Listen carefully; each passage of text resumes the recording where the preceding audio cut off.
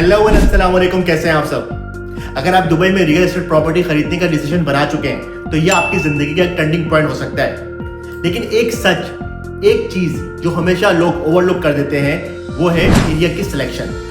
मिसाल के तौर पे आप किस तरह के एरिया में परचेज कर रहे हैं, क्योंकि असल सच ये है कि दुबई के सारे एरियाज एक जैसे नहीं होते। कुछ एरियाज मास्टर प्लान के साथ डेवलप हो रहे होते हैं और कुछ जगह फ्री या थोड़ी फ्रेगमेंटेड प्लानिंग के साथ बन रही होती है।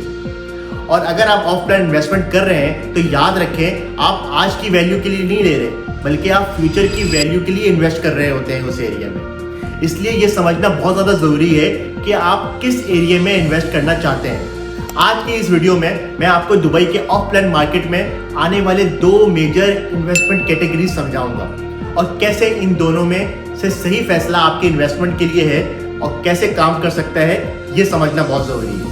अगर आप इस चैनल पे नए हैं तो मेरा नाम है उमैर रजा और मैं दुबई रियल एस्टेट मार्केट में एक on ground property portfolio manager हूँ। मैं कोई स्पीकर नहीं हूँ, मैं क्लैरिटी और डायरेक्शन देता हूँ अपने क्लाइंट्स को।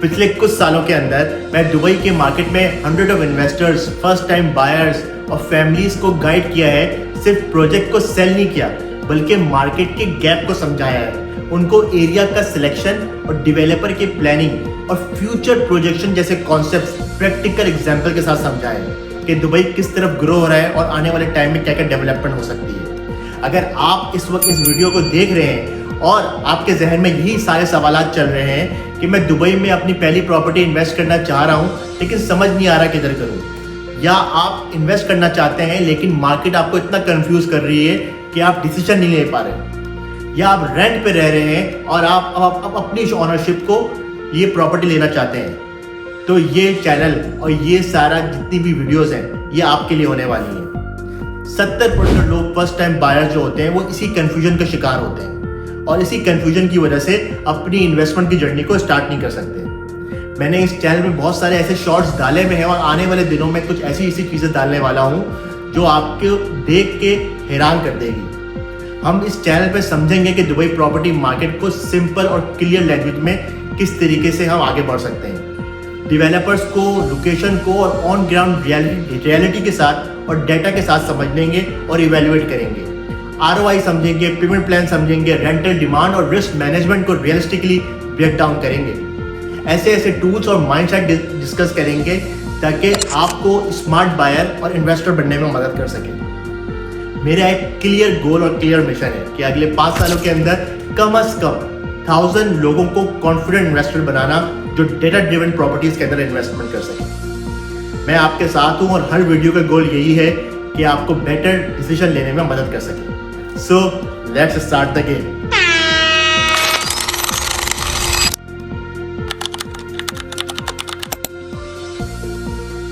दुबई का रियल एस्टेट मार्केट 2025 तक $90 बिलियन की इन्वेस्टमेंट तक पहुंच चुका है और ये continuously market on growing phase के ऊपर है। लेकिन एक चीज जो सबसे ज्यादा इंपॉर्टेंट है और लोग मिस कर देते हैं वो है एरिया की सिलेक्शन। दुबई के रियल एस्टेट मार्केट के अंदर एक्चुअली 2 टाइप्स की डेवलपमेंट के एरियाज हैं जहाँ पे बहुत तेजी से डेवलपमेंट हो रही है और 2 कैटेगरीज आप बना लें उसको। सबसे पहली कैटेगरी है मल्टी डेवलपर कम्युनिटीज और दूसरी ऑप्शन है मास्टर डेवलपर कम्युनिटीज। चलिए पहले समझते हैं इन दोनों एरियाज को हम डिफाइन करते हैं और कैसे ये प्राइस ग्रोथ, रेंटल डिमांड और लिवेबिलिटी को अफेक्ट करती है, ये समझते हैं। अगर सबसे पहले बात करें मास्टर डेवलपर कम्युनिटीज की, तो इन एरियाज में एक मेजर डेवलपर सब कुछ हैंडल करता है। रोड से लेके landscaping, street lights, park, recreational activities, schools, यहाँ तक के रिटेल और सबसे इंपॉर्टेंट प्रॉपर्टीज के लॉन्च और हैंडओवर शेड्यूल भी।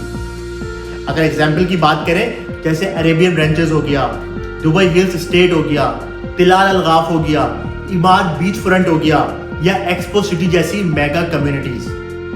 मास्टर डेवलपर कम्युनिटीज का फायदा क्या है आपको एक्चुअली? यहाँ पे आपको मिलती है प्रिडिक्टेबिलिटी, ताकि एरिया स्ट्रक्चर प्लान के साथ ग्रो करता है।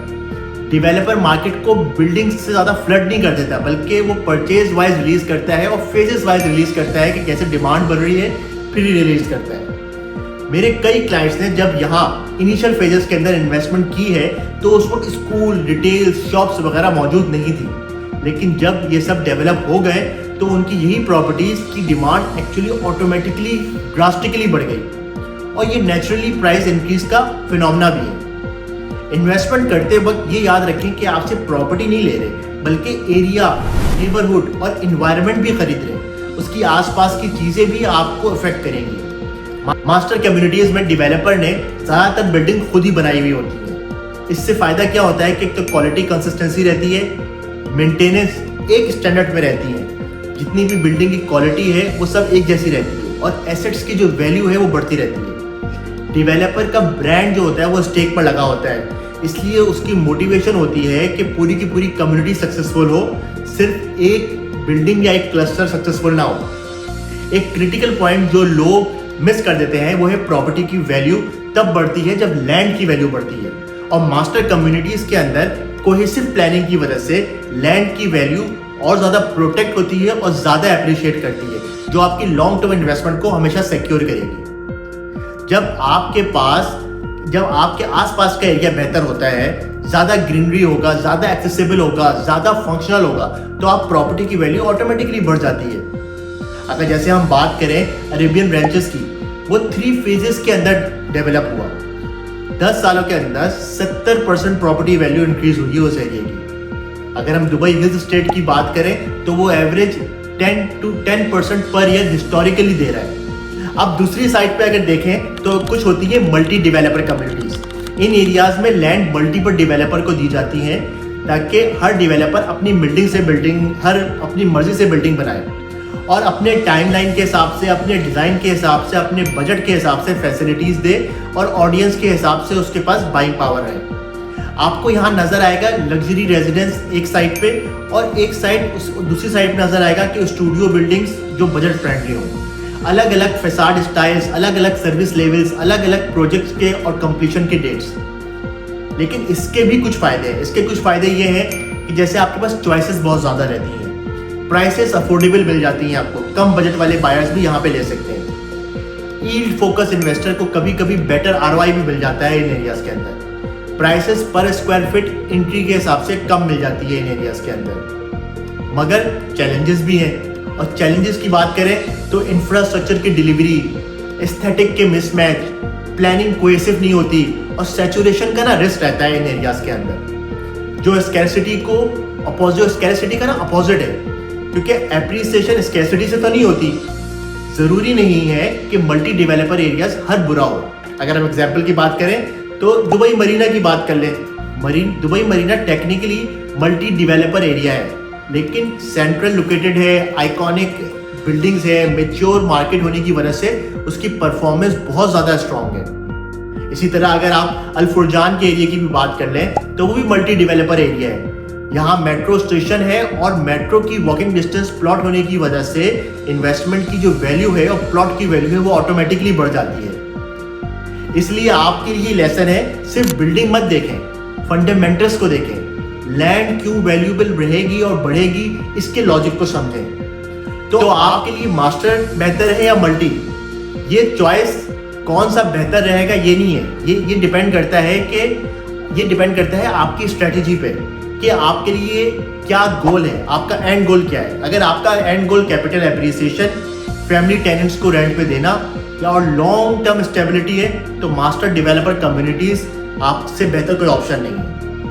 लेकिन अगर आपका गोल है high yield income, early stage के ऊपर एंट्री प्राइसेस मिल जाए आपको और वैल्यू बाइज हो, तो आपके लिए मल्टी डेवलपर से ज़्यादा बेहतर कम्युनिटीज़ नहीं हो सकती। लेकिन उसके लिए भी आपको थोड़ा सा सिलेक्टिव होना पड़ेगा कि किधर जाना है और किधर नहीं।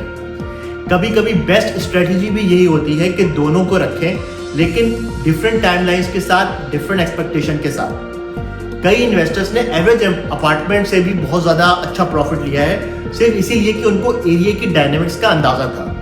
तो आपके लिए भी इंपॉर्टेंट कंसिडरेशन यही है कि सारे इन्वेस्टर्स के लिए कि सबसे पहले आप डेवलपर की रेपुटेशन को समझें कि डेवलपर का ट्रैक रिकॉर्ड और ब्रांड वैल्यू कितनी मैटर करती है आपके इन्वेस्टमेंट में। इंफ्रास्ट्रक्चर की प्लानिंग को देखें, रोड्स को देखें, स्कूल्स, पार्क्स, रिटेल्स और किस तरह टाइमली डिलीवर हो रहे हैं या नहीं हो रहे। लैंड की वैल्यू के फंडामेंटल्स को समझें, क्योंकि लैंड खुद ही स्केर्स है और ओवर डेवलप तो नहीं है उस एरिया की। कम्युनिटी पोटेंशियल को देखें कि एरिया का लाइफस्टाइल और फैसिलिटीज कितनी एक्सेसिबल है। अगर एग्जांपल्स की बात करें तो कुछ ऑर्डिनरी अपार्टमेंट भी अच्छा रिटर्न दे सकते हैं अगर इन्वेस्टर ने एरिया के डायनेमिक्स को समझा हुआ हो और वहाँ के फंडामेंटल्स को इवेल्युएट किया हुआ हो। अगर मैं टोटल अपनी बातों की समरी बोलूँ तो अगर आपको लॉन्ग टर्म एप्रिसिएशन चाहिए और स्टेबिलिटी चाहिए तो master developer is your best option. अगर आपको अर्ली स्टेज वैल्यू बाय चाहिए और ईल्ड फोकस आपको इन्वेस्टमेंट चाहिए तो मल्टी डेवलपर आपके लिए बेहतर है। सो दुबई में प्रॉपर्टी स्मार्ट स्ट्रेटेजी और एरिया नॉलेज से ही प्रॉफिटेबल होती है। सो आपका आखिरी असाइनमेंट ये है कि आपको कमेंट में लिख के बताना है कि आपको कौन सा डेवलपर अच्छा लगता है और उसकी वजह क्या है। कौन से एरियाज आप समझते हैं कि ज़्यादा अप्रिशिएट होंगे और अच्छे रहेंगे, और आपके इन्वेस्टमेंट का गोल क्या है। सिर्फ वीडियो देख के स्क्रॉल मत कीजिएगा, बल्कि इस लर्निंग जर्नी का एक्टिव हिस्सा बनिएगा, क्योंकि मेरा गोल है कि आने वाले टाइम में 1000 कॉन्फिडेंट इन्वेस्टर्स को बनाना जो डेटा ड्रिवन प्रॉपर्टीज में इन्वेस्ट करें और अपना पोर्टफोलियो बिल्ड करें, जो डिसीजन लें इमोशन से नहीं बल्कि अंडरस्टैंडिंग से। तो मेरा नाम है उमैर रजा और ये चैनल सिर्फ प्रॉपर्टीज दिखाने के लिए नहीं बल्कि प्रॉपर्टीज की वैल्यू को समझाने के लिए है। आज की वीडियो यहीं ख़त्म होती है। इंशाल्लाह अगले वीडियो में दोबारा मुलाकात होगी। लेकिन अगर आपको पूरी यूएई मार्केट का अनबायस्ड व्यू चाहिए तो आप डायरेक्ट मुझसे कांटेक्ट कर सकते हैं। तो मिलते हैं आपसे अगली वीडियो में। अगर वीडियो पसंद आई हो तो लाइक कर दीजिएगा, सब्सक्राइब कर लीजिएगा और बेल आइकन को ज़रूर दबा दीजिएगा, क्योंकि इसी से तो मोटिवेशन मिलती है। तो मिलते हैं आपसे अगली वीडियो में। टिल देन दुआ में याद रखिएगा। अल्लाह हाफ़िज़।